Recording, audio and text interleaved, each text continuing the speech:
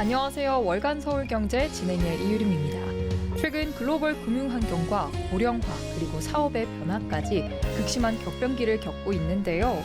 그중에서도 빼놓을 수 없는 것이 바로 기후의 변화입니다.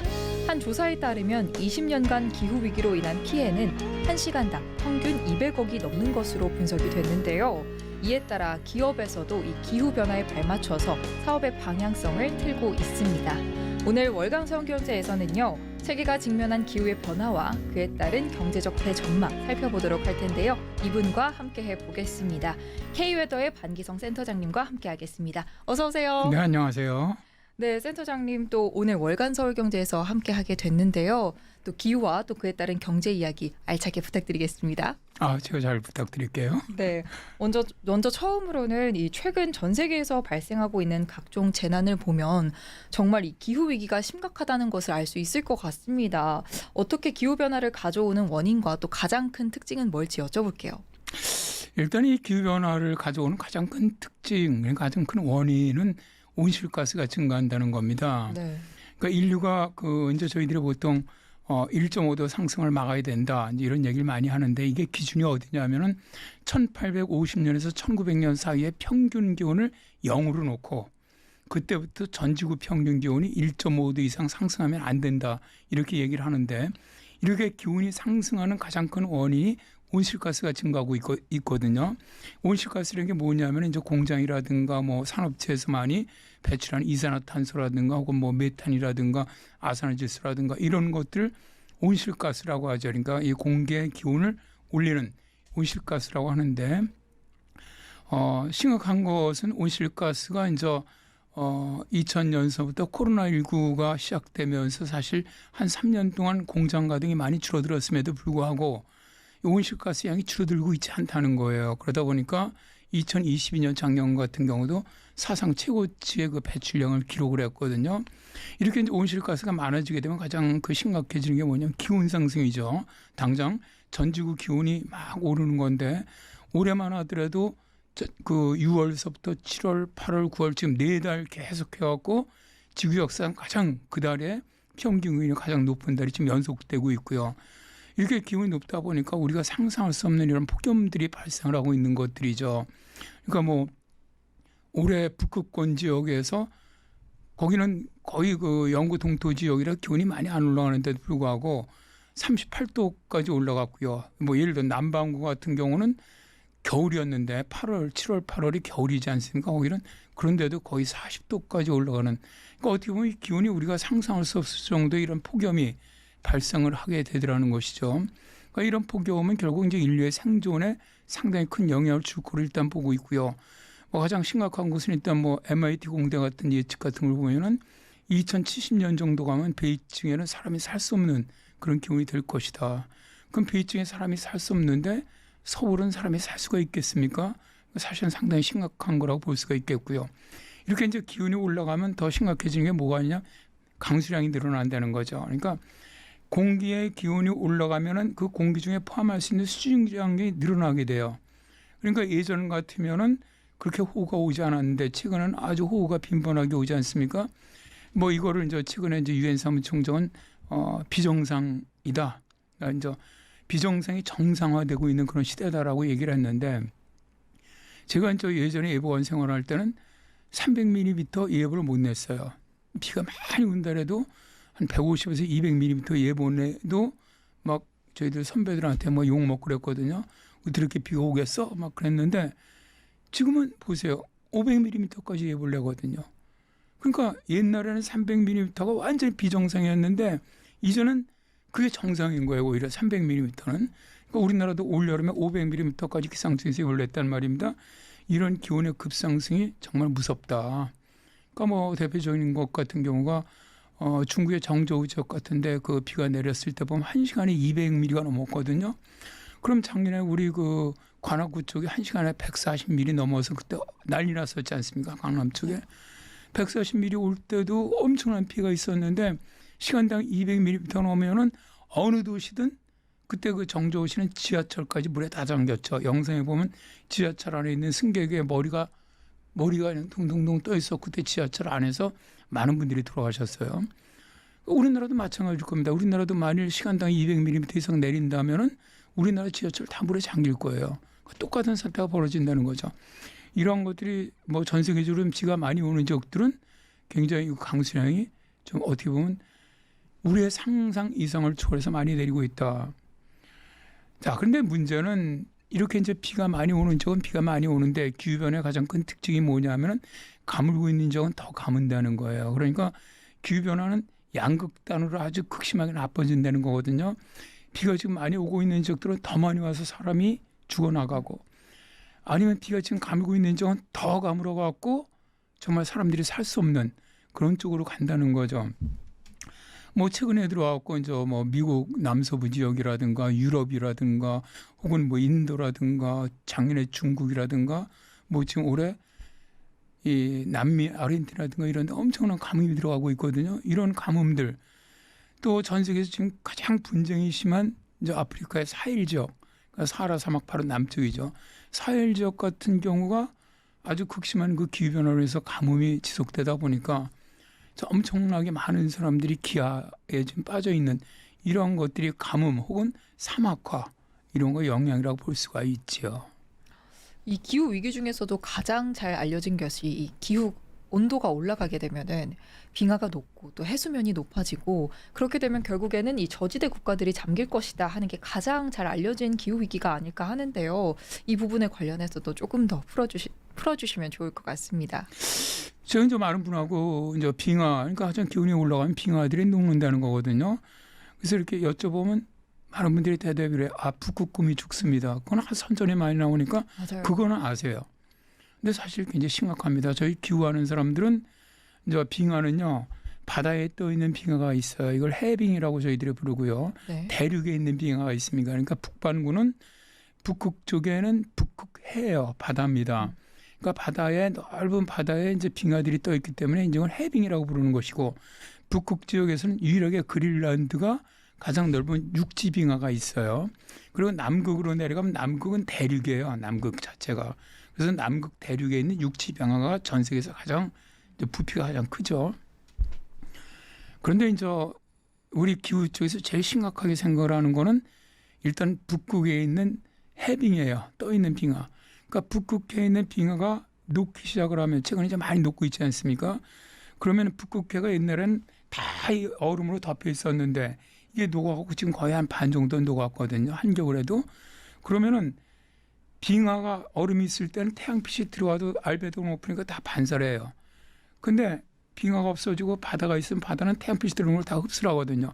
그러니까 북극권의 온도가 지금 중위도보다 한 4배 정도 기온 상승이 빠른 게 바로 이 때문입니다. 그럼 북극권 기온이 올라가는 거거든요. 물론 북극권 기온이 올라간다고 하더라도 고위도니까 중위도에 비해서는 춥죠. 상대적으로는 추운데 옛날에 비해서는 굉장히 따뜻해졌다는 거죠. 그러면 이제 뭐가 문제가 되냐면은 극지방은 이 중위도와 사이의 기온 차이 때문에 만들어진 상공에 제트기류가 있는데, 제트기류는 지구를 따라서 사인 곡선처럼 이렇게 삥 돌아요. 근데 이게 북극의 기온이 정말 추울 때, 이럴 때는 거의 원형으로 돌아요, 제트기류가. 근데 이 기온 차이가 상대적으로 낮아지면 제트기류가 사행을 해요. 남쪽으로 사행을 하기 시작을 하거든요. 근데 점점 북극 기온이 올라갈수록 사행 정도가 심해져요. 내려오는 정도가. 그러면 내려오게 되면 제트기류가 내려오면 내려오는 쪽은 북극의 한기를 끌고 내려오기 때문에 저희들이 북극 한파라고 얘기를 하죠. 그러면 엄청난 혹한이 오죠. 근데 반대로 내려왔다 올라가는 지역 있죠. 그쪽은 엄청난 이상고온 현상이 발생을 하는 거예요. 그러니까 이제 지구가 정말 종잡을 수 없게 되는 거죠. 그러니까 우리나라가 예를 들어서 올겨울에 춥다. 자, 빙하가 많이 녹아서 제트기류가 우리나라 쪽으로 좀 내려올지 그럴 가능성이 있다라고 얘기하지만, 반대로 만일 우리나라 쪽 올라가는 이런 제트기류가 만들어진다면 올겨울이 엄청 더울 수도 있다는 거예요. 그러니까 작년 말서부터 올해 초에 그 유럽이 엄청난 고온 현상을 보였거든요. 그때 뭐 거의 20도에서 25도 영상, 한겨울에 1월인데. 그러니까 그때가 바로 그랬거든요. 제트기류가 사용해서 올라가는 쪽에 유럽 위치에 있었거든요. 반대로 이제 미국 같은 데 내려오는 쪽에 있다 보니까 엄청난 한파가 내려오는 그런 현상이 발생을 하는 거죠. 그리고 이제 말씀하신 것처럼 이제 지금 해수면이 상승하는 거는 육지 빙하들이 녹을 때죠. 그러니까 바다에 있는 빙하는 우리가 이제 컵 안에 얼음이 이렇게 들으면은 얼음이 녹고 나도 컵의 수면이 올라오지 않잖아요. 똑같잖아요. 그러니까 네. 얼음은 그래요. 얼음은 어. 민물이 얼어 있는 거기 때문에 녹아도 해수면 상승은 안 해요. 그런데 이제 문제는 대륙에 있는 빙하들이 녹으면 그건 해수면 상승이 바로 되죠. 그건 흘러내려오는 거야, 녹아서. 그러니까 이제 북방 같은 경우는 그린란드 빙하, 남극 같은 건 대륙 빙하인데 그린란드 빙하가 녹으면 한 7m 정도, 남극 빙하가 녹으면 한 56m 정도 빙하 상승이 있을 거로 추정을 하거든요. 그 정도 상승한다면 뭐 전 지구에 있는 해안 도시들은 다 물에 침수된다고 봐야죠. 우리가 이제 IPCC 그 세계에서 가장 권위 있는 기후 기구죠, 유엔에. 거기서 올해 6차 보고서를 다 발표를 했을 때 세기 말까지 가면 한 1.03m 정도 상승할 것이더라고 예측은 했어요. 물론 좀 약간 기후 과학자들은 다른 견해를 가진 분들도 많은데 어쨌든 그 거기는 유엔 기구이기 때문에 굉장히 보수적으로 예측을 하죠. 그러다 보니까 예전서부터 1차 보고서부터 5차 보고서까지 예측한 것보다 계속 더 빨리 기온도 올라가고 있고 해수면 상승도 더 빨리 되고 있는데 그렇게 된다고 하더라도 예를 들어 뉴욕이라든가 뭐 뉴올리안즈라든가 마이애미라든가 뭐 상하이라든가 뭄바이라든가 뭐 이런 도시 지금 뭐 베네치아 이런 데 말고요. 그런 도시들 다 물에 침수될 거로 지금 보고 있거든요. 그런데 1m 올라가도 그런데 뭐 예를 들어서 남극 대륙과 그린란드가 다 녹으면 63m 올라가는 건데 그렇다면은 거의 서울이 해발 고도가 15m거든요. 그러니까 서울은 다 물에 잠기겠죠. 당연히. 그죠? 남산은 꼭대기만 빼놓고. 그러니까 상당히 심각한 겁니다. 이런 심각한 것들이 있고요. 다음에 이제 대기의 온도만 올라가는 것이 아니고 바다가 같이 해수 온도도 올라간단 말입니다. 해수 온도가 올라가면은 뭐가 제일 참 위험하냐면은 일단 그 태풍이 더 강해져요. 그러니까 슈퍼 태풍 같은 게 발생하는 것이 최근에 와서 굉장히 강력한 태풍이 많이 발생하는 것들이 해수 온도가 올라가기 때문에 그렇죠. 해수 온도가 올라가면은 많은 에너지를 공급받거든요. 태풍이. 그러다 보니까 더 강해지는 것이죠. 그런 위험성이 있고요. 두 번째는 해수 온도가 올라가면 바닷물이 산성화가 돼버려요. 그럼 산성화가 돼버리면 예를 들어서 산호 같은 경우는 지구 평균 기온이 1.5도 상승하면 거의 산호는 다 죽을 거로 보고 있거든요. 그럼 산호에 의지에 살고 있는 해양 생물체가 한 20% 되는데 그 해양 생물체들도 다 사라질 것으로 보고 있고 좀 진보적인 과학자들 주장으로는 거의 한 2070년에 가면 인류는 바다에 있는 이 해양 생물은 하나도 먹지 못할 것이다. 그렇게 예측하는 분들도 있어요. 그러니까 이러한 것들이 실제로 우리에게 기후변화가 얼마나 많은 부분에서 큰 영향을 주느냐 이런 걸 잘 알 수가 있겠죠. 네. 제가 또 잘 알고 있었다고 생각했던 것들 외에도 이 센터장님의 말씀을 들으니까 굉장히 유익한 시간으로 남을 것 같습니다. 배워가는 게 오늘 정말 많은 하루인 것 같습니다. 또 저희가 최근에 코로나19를 경험하면서 이 팬데믹에 대한 무서움을 직접 경험을 했었잖아요. 그런데 이런 전염병 외에도 또 기후변화가 이런 팬데믹을 가져올 수 있다고 들었습니다. 이 부분은 어떻게 보시나요? 제가 이제 몇 년 전에 기후와 날씨 그리고 건강이라는 책을 썼었습니다. 그런데 나중에 후회한 게 이 코로나가 되고선 기후와 날씨 전염병이라고 썼으면 엄청 팔렸겠다. 그런 생각이 좀 들었는데 어쨌든 이제 제 형님이 의사입니다. 그래서 이제 저는 기후와 날씨를 썼고 제 형님이 의학적인 부분을 써 같이 이제 공조를 했는데 문화체육부 장관 우수도서로 선정이 되고 상금도 받았었는데 네. 그랬었는데. 제가 그 책을 이제 정리를 하면서 깜짝 놀랐던 게 전 세계 지금까지 있는 팬데믹들 그런 건 전부 다 기후변화예요.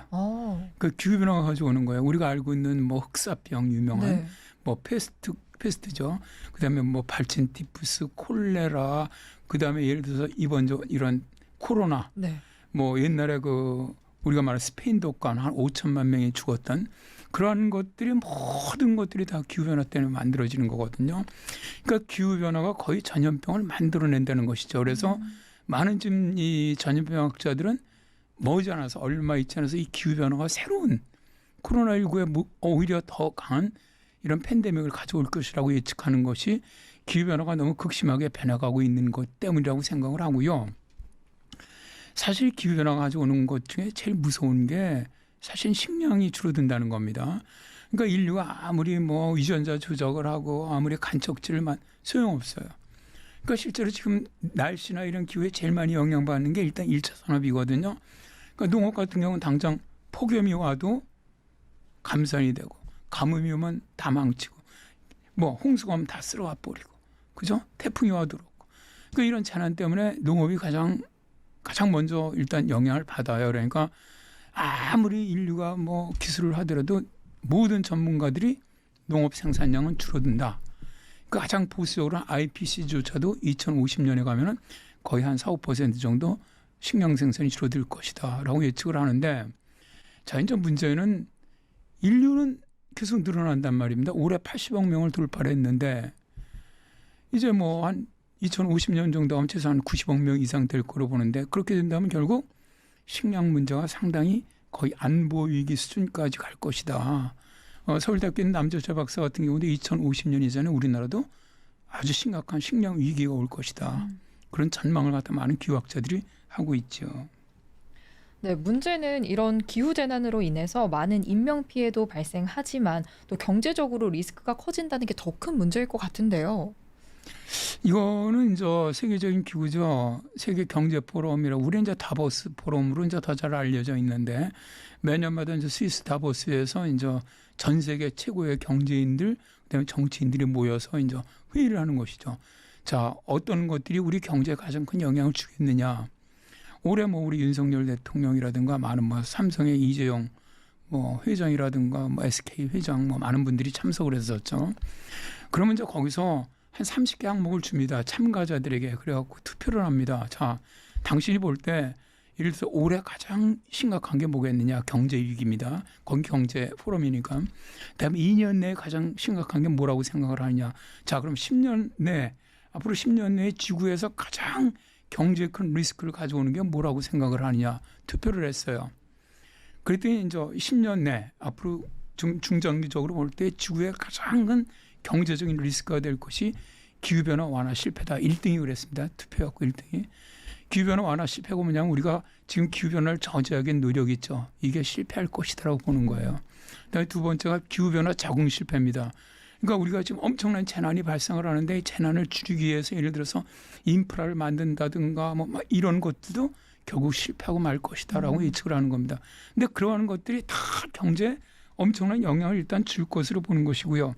세 번째가 자연재난과 극단적인 기상 이변, 그런 것들이 발생한다는 거예요. 그러니까 우리 인류가 지금까지 생각하지 못했던 엄청난 이런 재난들이 발생한다는 것이죠. 작년 같은 경우 파키스탄 대홍수 같은 경우는 유엔 사무총장이 현재 와서 보고, 내가 저 평생 지금까지 재난 현장을 가봤죠. 이런 끔찍한 재난 현장을 처음 봤다. 이런 얘기를 할 정도로 좀 비참했거든요. 정말로. 그러니까 그러한 것들이 앞으로는 많이 발생할 것이다가 3번이었습니다. 그다음에 이제 4등이 생물 다양성 상실, 그다음에 생태계 붕괴, 이런 것들을 봤는데, 이게 뭐냐면 결국 1등서부터 4등까지가 다 기후하고 연관된 거거든요. 그러니까 지구의 경제 앞으로 10년 내에 가장 큰 리스크로 작용할 것이 바로 기후라는 것이죠. 그리고 이제 맥켄지 보고서를 보면은 이제 어떤 나라들이 어떤 경제적인 리스크를 갖고 있느냐, 이런 걸 보면 예를 들어서 뭐 미국 같은 경우는 뭐 폭염, 지금 미국 같은 경우는 폭염이 굉장히 심각하거든요. 폭염, 혹은 가뭄, 이런 것들, 혹은 이 해수면 상승으로 인해서 침수, 미국이 굉장히 위험하게 봐요. 그다음에 예를 들어서 중국 같은 경우는 폭염이라든가 하천 관리, 이런 것이 굉장히 어렵고, 하천 범람이죠. 그러니까 지금 중국은 매년마다 홍수가 나면 하천 뚝을 무너뜨리잖아요. 그래서 이제 시골 뚝을 무너뜨려 갖고 대도시를 보호하기 위해서 지금 연례 행사처럼 그렇게 하고 있거든요. 그런 것들. 다음에 이제 여기도 마찬가지로 해수면 상승으로 바닷가 옆에 있는 도시들의 침수, 이런 것들이 가장 큰 문제고, 맥킨지에서 우리나라가 예상할 때는 뭘 받겠습니까? 해수면 상승이었어요. 해수면 상승이 굉장히 위험한 나라다. 그러니까 우리나라는 별로 얘기 안 하는데 실제로 부산이라든가 목포라든가 인천이라든가 서산이라든가 남해안 서해안에 있는 도시들은 굉장히 취약하죠. 머지않아 정말 뭐 침수될 가능성이 매우 높은 그런 도시들입니다. 네, 말씀해 주신 것처럼 이렇게 기후가 경제에 영향을 주게 되면서 이 기후 경제학이라는 분야까지 나오고 있는데요. 이 기후 경제학에 대해서도 설명 부탁드리겠습니다. 기후변화를 예측을 하거나 혹은 예측하지 못할 때라도 기후변화가 경제에 영향을 주는 것, 이거를 연구하는 학문을 기후경제학이라고 그래요. 그래서 이제 이 기후경제학이라는 단어가 나왔던 게 모건 스탠리에서 처음 나왔었죠.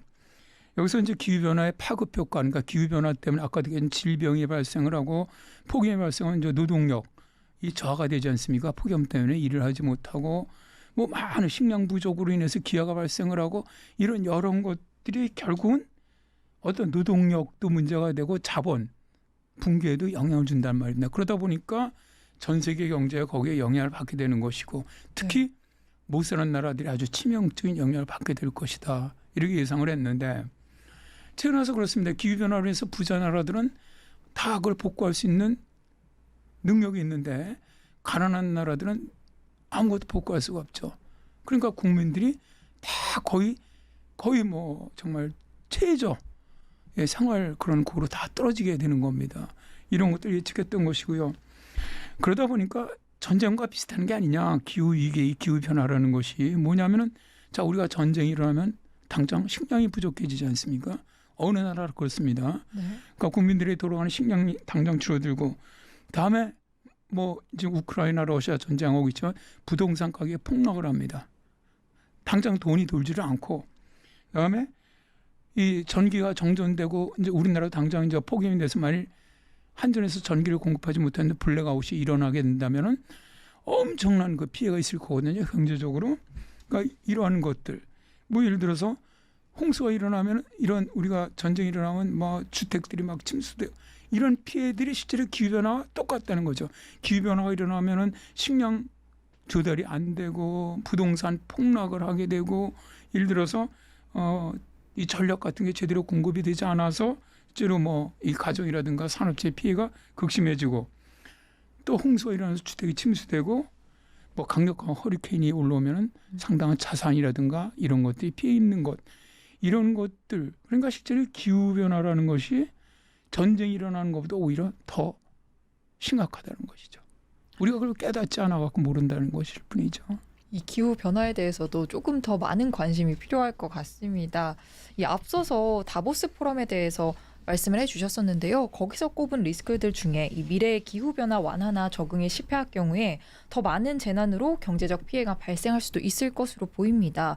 각각의 기후 요소에 따른 경제적 피해는 어느 정도나 될까요? 일단 이제 폭염이 얼마나 피해를 줬느냐 이게 다트머스 대학에서 이제 연구를 해보니까 약 16조 달러 이런 게 21년 동안이에요. 21년 동안. 그런데 이게 이제 해가 갈수록 이 경제적 손실이 늘어나고 있거든요. 그러니까 미래는 우리가 상상할 수 없을 정도로 피해가 늘어날 것으로 보고 있고 물과 관련된 재난 같은 경우는 7,500조 원 정도로 예상을 하고 있습니다. 그러니까 2050년까지입니다. 그러니까 이러한 것들이 사실상 당장 큰 피해를 주고 있는 것이고 당장 작년에 허리케인 하나 미국을 강타했던 허리케인 이안 하나만 168조 원의 경제적 피해가 있었거든요. 근데 이게 이제 중요한 게 뭐냐면 경제적 피해가 168조 원으로 하면은 이걸 복구하는 피해는 딱 3배입니다. 그러니까 거의 한 500억 이상이 그걸 복구하는 데 들어간 돈이 든다는 것이죠. 그다음에 뭐 지진 같은 경우 올해 트리케이 지진으로 한 80조 원 정도 재산 피해가 있다고 일단 추정을 하고 있고요. 그다음에 이제 매년 미국에 들어오고 있는 폭풍이라든가 토네이도 이런 것도 한 20조 원 정도. 그다음에 유럽에 이제 우박으로 인해서 한 10조 원 정도 이런 재산 피해가 있고 산불 최근에 이제 산불이 뭐 완전히 정말 너무 걱정됩니다. 산불은 경제적 피해도 있지만 사실은 그 생태계가 다 무너지는 거거든요. 근데 어쨌든 뭐 그 2021년에 미 서부 대형 산불로 한 23조 원 정도 재산 피해가 있었다 그랬는데 올해는 지금 캐나다 대형 산불은 아직도 진행 중이거든요. 올해 초부터. 그러니까 모든 전문가들이 도대체 이 재산 피해가 얼마일지도 추정조차 못한다 그래요.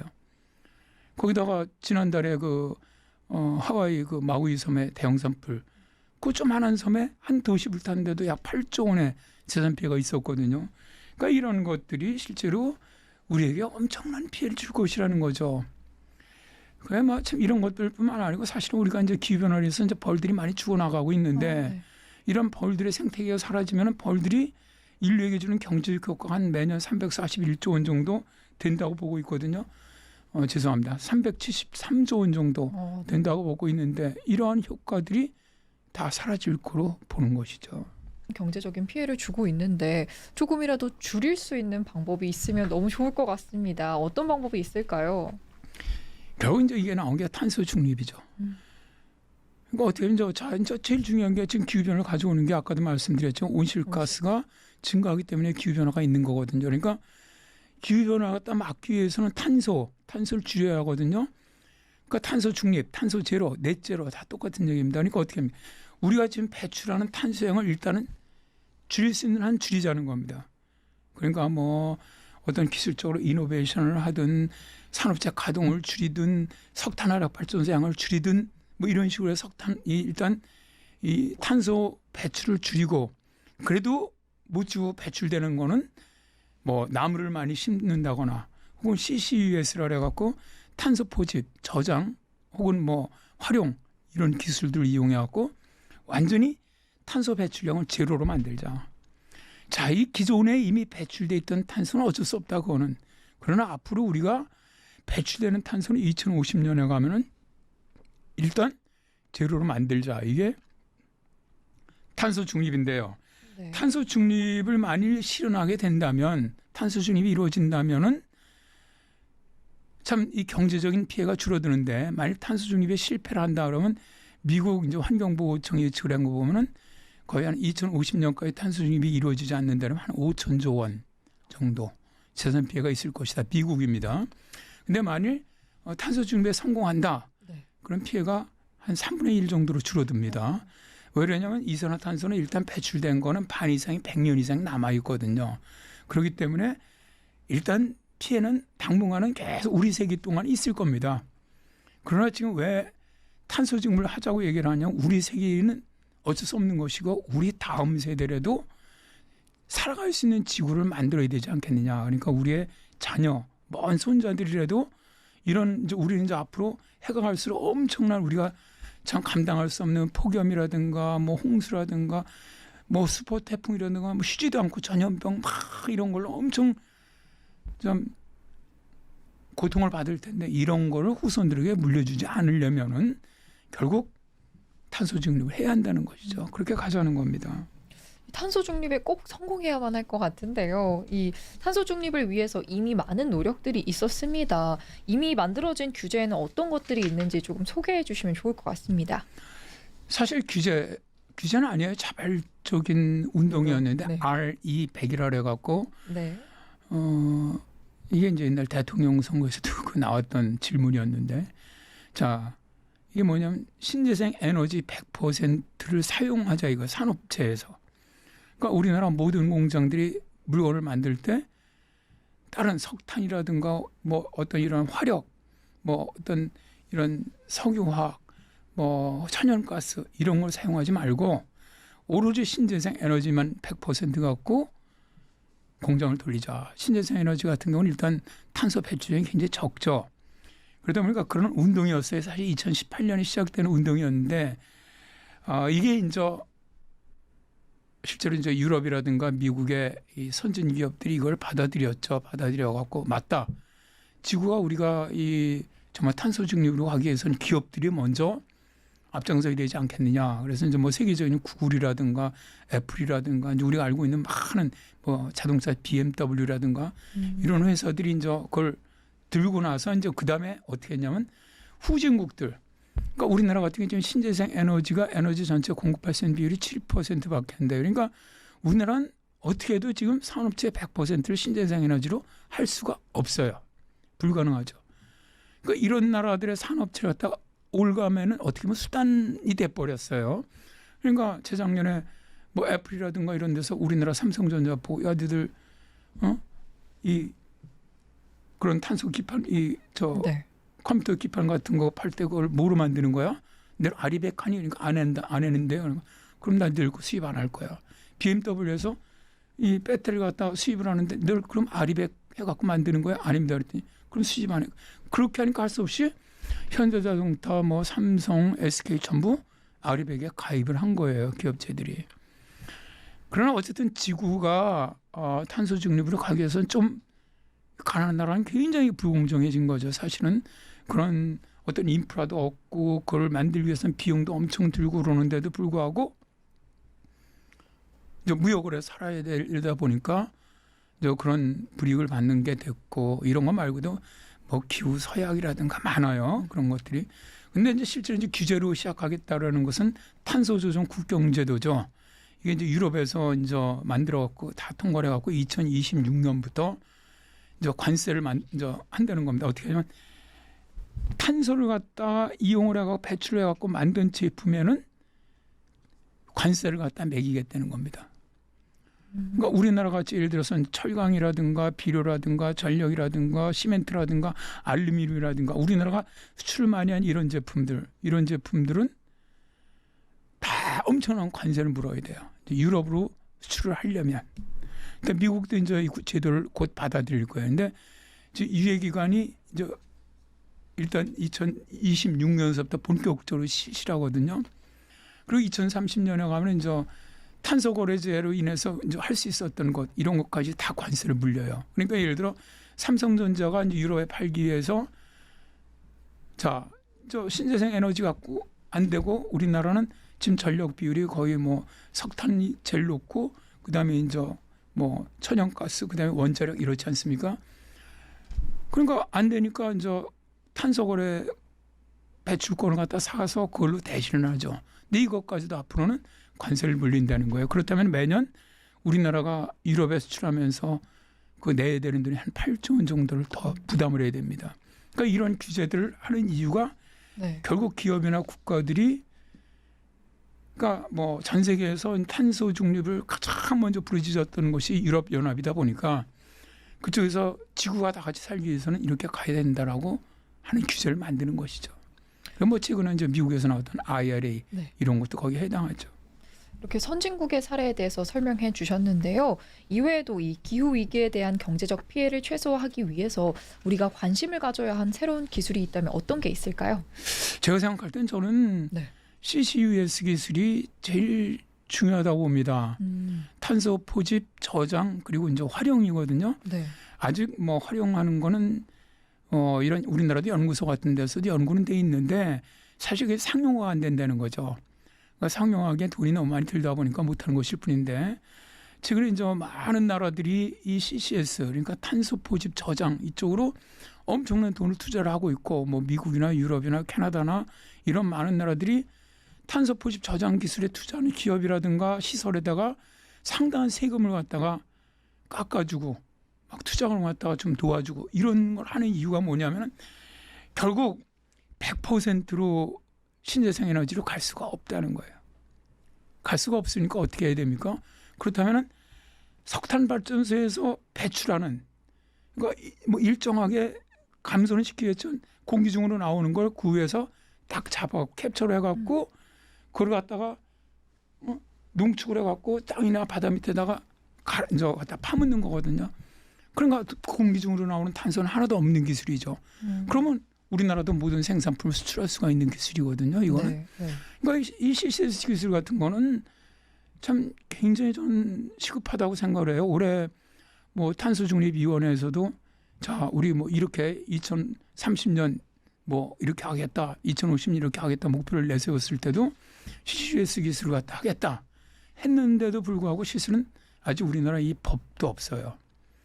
그다음에 이런 어떤 제도적인 미비도 돼 있고 그다음에 정부의 어떻게 보면 이런 지원 같은 것도 굉장히 미흡하거든요. 안타깝습니다. 이런 거는 사실 우리나라는 아무런 자원이 없어요. 우리나라는 어떻게든 물건을 만들어서 외국에 팔아야만 국민들이 살 수 있는 나라입니다. 그런데 일단 당장 우리나라에서 가장 물건을 많이 수입하는 나라들이 이런 어떤 뭐 탄소 중립이 돼 있지 않는 이런 물건을 사지 않겠다. 만약 그렇게 팔려면 관세를 물어라. 그런다면 우리나라는 엄청난 손해를 볼 수밖에 없는 것이죠. 그래서 이러한 것들에 정부라든가 기업들이 좀 많은 관심을 가졌으면 좋겠다. 뭐 그 위원회에서 발표한 건 우리나라가 이제 미국 기술의 한 80%다. 횟수로 따지고 5년 정도 뒤졌다. 뭐 그렇게 얘기를 하는데 어쨌든 뭐 늦었다고 생각해서 그때 시작할 때 가장 빠른 거 아니겠습니까? 이런 거 좀 했으면 좋겠고 두 번째는 네. 수소 기술입니다. 근데 수소 같은 경우도 사실 여러 종류가 있어요. 그린 수소가 있고 네. 그다음에 블루 수소가 있고 네. 그다음에 그레이 수소가 있어요. 근데 우리나라가 지금 수소 자동차 하는 건 이 그레이 수소예요. 부생 수소라 그래 갖고 아주 엄청난 이산화탄소를 배출하는 수소입니다. 그래서 만들어내는. 그러니까 이거는 안 만드는 게 나아요, 실제로. 그래서 이 그린 수소는 뭘 그린 수소냐면 신재생 에너지 갖고 100%를 만드는 수소예요. 그다음에 두 번째 블루 수소는 뭐냐면은 신재생 에너지는 아니더라도 아까 얘기했죠. CCUS 기술을 이용을 해서 탄소를 배출하지 않고 만들어낸 수소입니다. 근데 이 수소 에너지가 굉장히 좋은 에너지입니다. 진짜로 저장하기도 용이하고 예를 들어서 지금은 전력이 우리가 뭐 태양광 풍력하고 에너지가 막 해도 저장을 못 하잖아요. 그건 저장이 안 돼요. 그 굉장히 간헐적인 에너지지 않습니까? 그게 풍성할 때는 에너지가 막 돌지만 당장 햇빛이 쬐지 않고 바람이 불지 않으면 전력을 공급할 수가 없는 에너지예요. 그러니까 굉장히 불규칙적인 에너지라 사실은 거기다가 전적으로 국가에서 에너지를 갖다가 의존할 수는 없어요. 상식적으로 그거는. 그러니까 결국 이런 수소 에너지가 되면 그거는 얼마든지 필요할 때 꺼내갖고 에너지로 활용할 수가 있는 에너지들이거든요. 근데 이런 에너지적으로 최근에 이제 뭐 포스코라든가 삼성이라든가 SK, 뭐 한화 이런 그룹들에서 굉장히 이제 관심을 많이 갖고 올해 보니까 이제 막 뭐 가서 MOU도 맺고 기술력을 좀 받아오려고 하고 우리나라는 신재생 에너지가 조건이 좋지 않아요. 실제로 바람도 그렇게 강하게 부는 나라도 아니고 태양빛도 그렇게 좋은 나라가 아니거든요. 그러니까 태양빛이 좋은 중동 쪽 이런 데서 예를 들어서 거기 가갖고 수소 에너지를 만들어 갖고 암모니아 해갖고 실어오면 되거든요. 그런 쪽으로 많이 협력하려고 하더라고요. 네, 또 센터장님께서 정부와 기업에 대해서도 살짝 말씀을 해주셨는데 앞서서 이 CCUS와 수소 에너지에 대해서 말씀해 주신 부분에 있어서 이런 신기술이 정부의 협력 없이는 조금 도달하기가 어려울 것 같아 보여요. 기업의 입장에서는 독자적으로 시도해 볼 수 있는 다른 방법들이 있을까요? 일단 어느 나라나 정부에서 다 도와줍니다. 세금을 깎아주든 보조금을 주든 그렇지 않으면 그 산업은 클 수가 없습니다. 그러니까 좀 이런 건 패러다임 시프트가 있어야 한다고 보고요.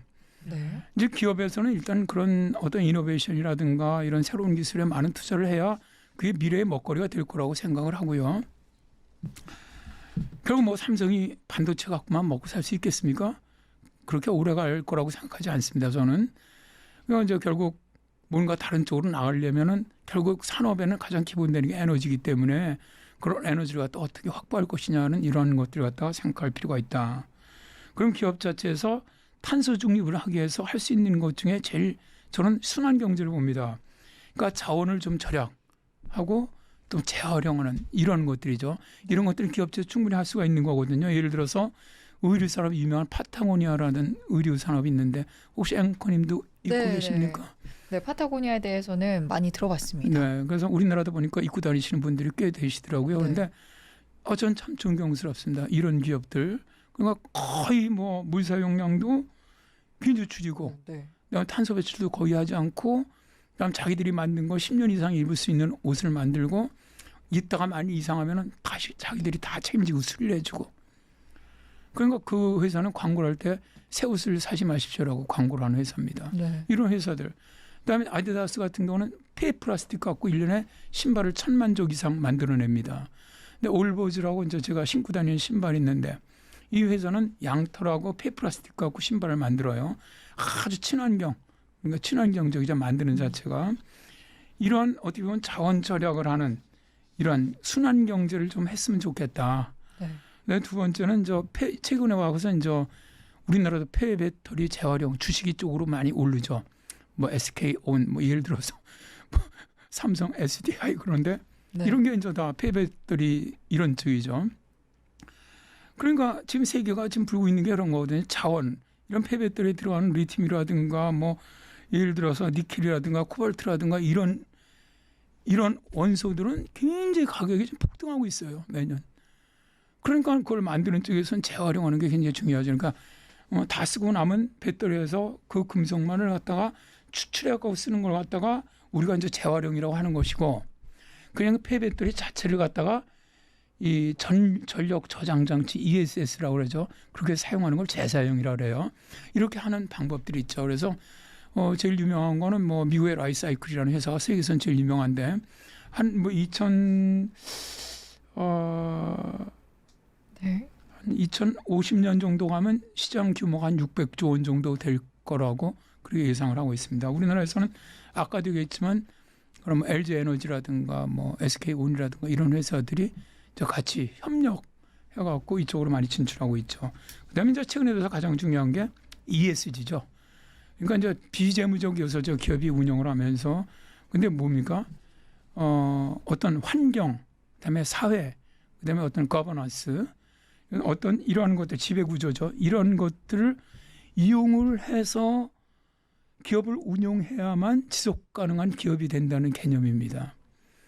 이제 예를 들어서 뭐냐면 블랙록이라는 투자회사가 있어요. 네. 뭐 우리나라 국민연금이라든가 뭐 삼성전자라든가 세계에서 가장 큰 기금을 갖다 운용하는 이런 기금인데 우리나라도 굉장히 많이 투자를 했죠. 근데 그 CEO가 올해 초에 그랬죠. 앞으로 ESG 경영을 해서 그걸 매년마다 공개하지 않는 기업은 투자하지 않겠다.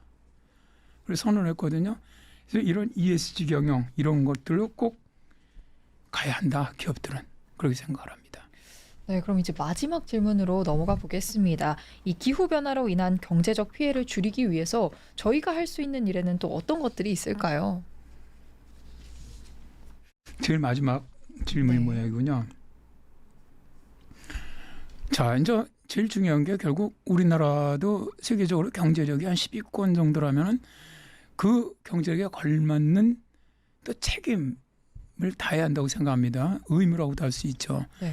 그러니까 뭐냐면은 결국 이런 아까도 참 얘기했지만 기후변화를 완화하려고 하는 노력을 해야 한다는 거예요.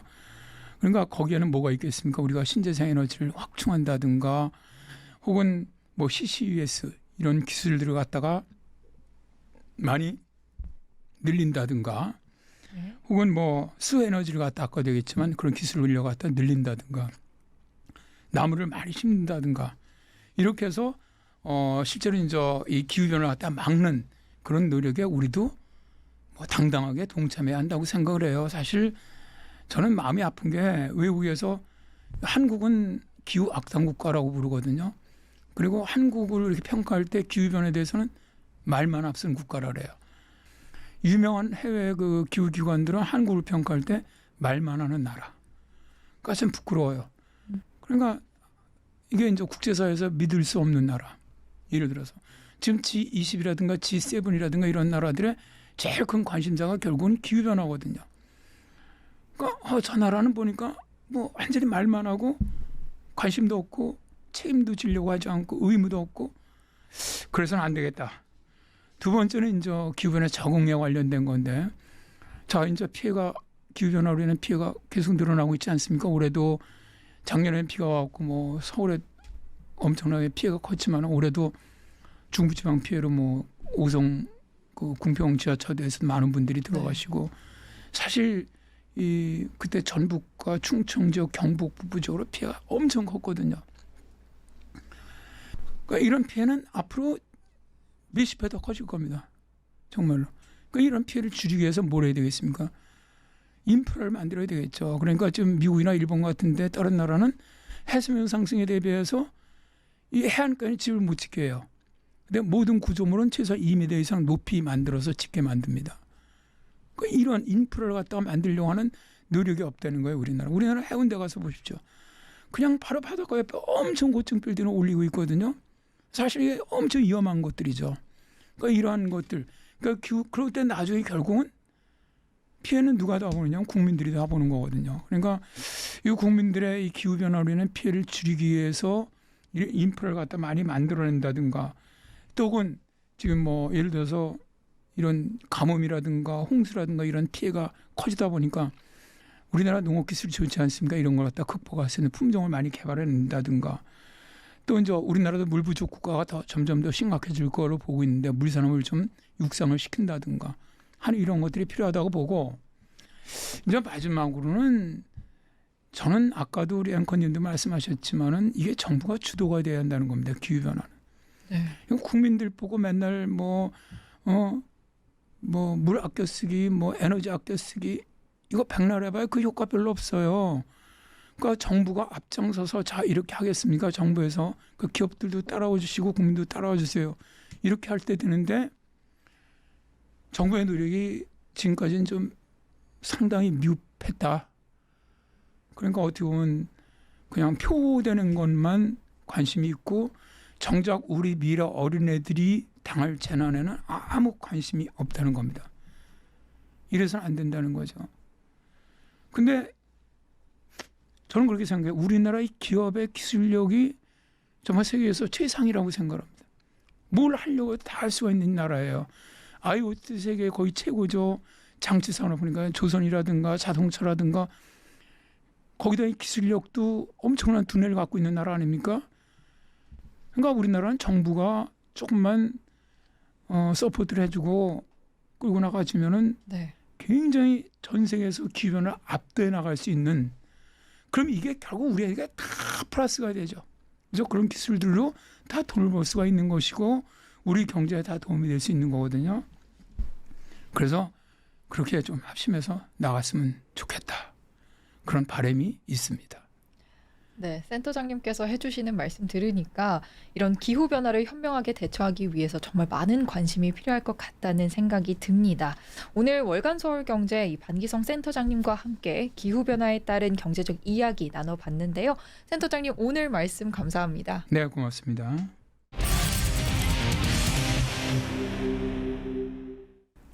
오늘 월간 서울경제가 준비한 소식은 여기까지입니다. 이제 기후의 변화가 글로벌 경제를 끌고 간다고 해도 과언이 아닌데요. 극심한 기후 생태계 변화 속 또 투자자들의 대응 전략 앞으로도 서울경제TV에서 마련해 보도록 하겠습니다. 오늘 시청해주신 여러분 진심으로 감사합니다.